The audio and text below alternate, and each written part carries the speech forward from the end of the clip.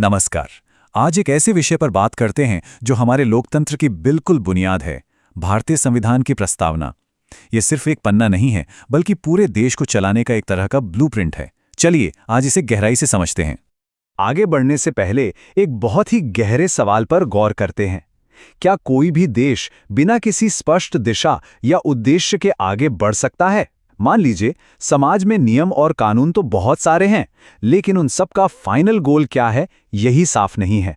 तो क्या वो समाज सही दिशा में जाएगा? बिल्कुल नहीं। लक्ष्य के बिना लोग बस अलग अलग दिशाओं में भटकते रह जाएंगे और कोई ठोस प्रगति नहीं हो सकेगी। तो चलिए आज की इस चर्चा के एजेंडे पर एक नज़र डाल लेते हैं।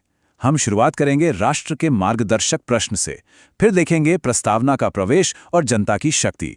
इसके बाद 5 मुख्य स्तंभ, नागरिकों के उद्देश्य और आखिर में बात करेंगे कि इसे संविधान की आत्मा क्यों कहा जाता है। सबसे पहले बात करते हैं पहले भाग की, यानी राष्ट्र के मार्गदर्शक प्रश्न की। देखिए, आज़ादी के ठीक बाद भारत के सामने एक बहुत बड़ी चुनौती खड़ी थी। एक लंबे संघर्ष के बाद स्वतंत्रता तो मिल गई थी, लेकिन अब आगे क्या? इस नए स्वतंत्र राष्ट्र का अंतिम लक्ष्य क्या होगा? एक नए समाज को एक बहुत ही स्पष्ट और मजबूत दिशा की सख्त जरूरत थी। और ठीक इसी मोड़ पर एंट्री होती है प्रस्तावना की। जब पूरा देश और संविधान निर्माता इन बड़े बड़े सवालों के बीच एक पक्का समाधान खोज रहे थे, तब प्रस्तावना एकदम सटीक रोडमैप बनकर सामने आई। ये वो प्रभावशाली समाधान था जिसने शुरुआती वैचारिक उलझनों को पूरी तरह से सुलझा दिया और आगे का रास्ता बिल्कुल साफ कर दिया। तो असल में ये प्रस्तावना है क्या? बहुत ही आसान शब्दों में कहें तो ये पूरे संविधान का एक बेहद प्रभावशाली परिचय यानी इंट्रोडक्शन है। ये साफ तौर पर बताती है कि इतने बड़े और भारी भरकम संविधान का मूल उद्देश्य क्या है और भारत किस तरह का राष्ट्र बनने जा रहा है। एक तरह से ये पूरे संविधान का एक बहुत ही पावरफुल निचोड़ है। अब यहाँ इतिहास की 2 तारीखें बहुत अहम हो जाती हैं। प्रस्तावना और संविधान को 26 नवंबर 1949 को अपनाया गया था, लेकिन इसे पूरी तरह से लागू 26 जनवरी 1950 को किया गया। यह अंतर बहुत क्रूशल है और अक्सर कई ऐतिहासिक चर्चाओं का एक मुख्य बिंदु रहता है। अब आते हैं तीसरे हिस्से पर, जो है जनता की शक्ति। एक बहुत ही स्वाभाविक सा सवाल उठता है कि इतने विशाल और शक्तिशाली दस्तावेज को ताकत आखिर मिलती कहाँ से है? इसकी अथॉरिटी का सोर्स क्या है?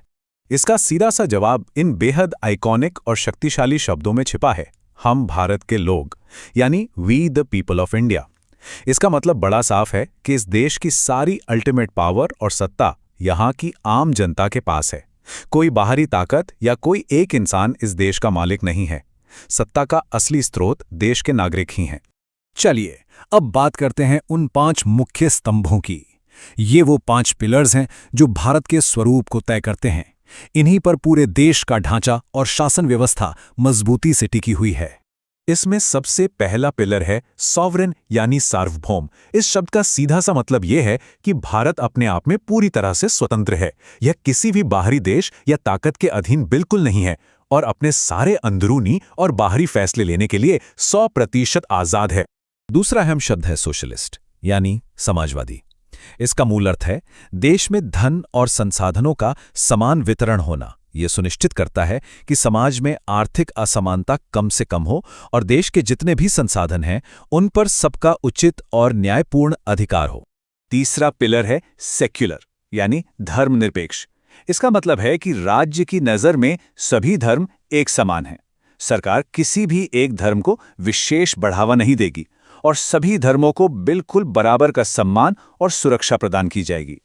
चौथा शब्द आता है डेमोक्रेटिक यानी लोकतांत्रिक। ये एक ऐसा सिस्टम है जहां सरकार सीधे जनता के जरिए चुनी जाती है, यानी फैसले लेने की प्रक्रिया में नागरिकों की सीधी भागीदारी होती है और जो सरकार चुनी जाती है वो हमेशा जनता के प्रति जवाबदेह होती है।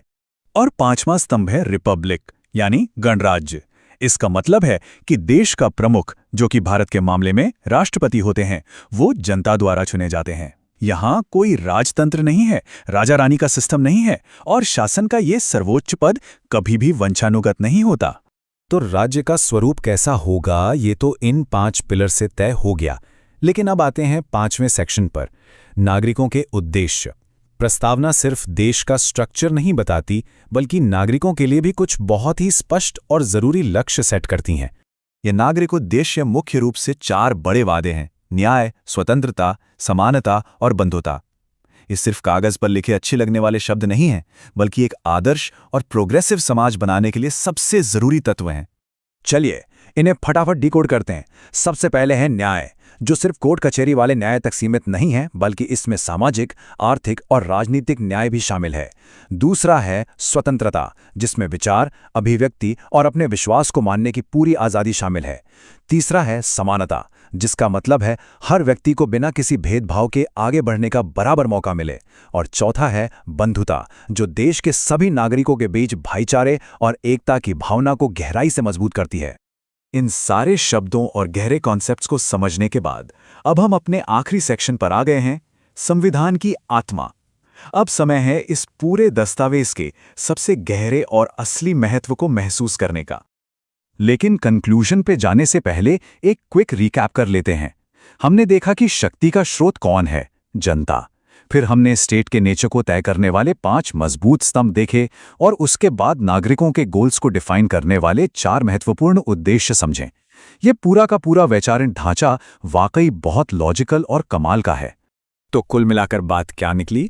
प्रस्तावना कोई रैंडम सुंदर शब्दों का कलेक्शन नहीं है, ये सच में संविधान की आत्मा है। ये पूरे देश को एक बहुत ही क्लियर डायरेक्शन देती है और एक मजबूत, न्यायपूर्ण भारत की नींव रखती है। अब जाते जाते एक विचार करने वाला सवाल, जब भी देश के सामने कोई नई सामाजिक, नैतिक या कानूनी चुनौती खड़ी होती है, तो क्या उसका एकदम सही समाधान खोजने के लिए प्रस्तावना के इन्हीं मूल आदर्शों की ओर वापस नहीं लौटना चाहिए?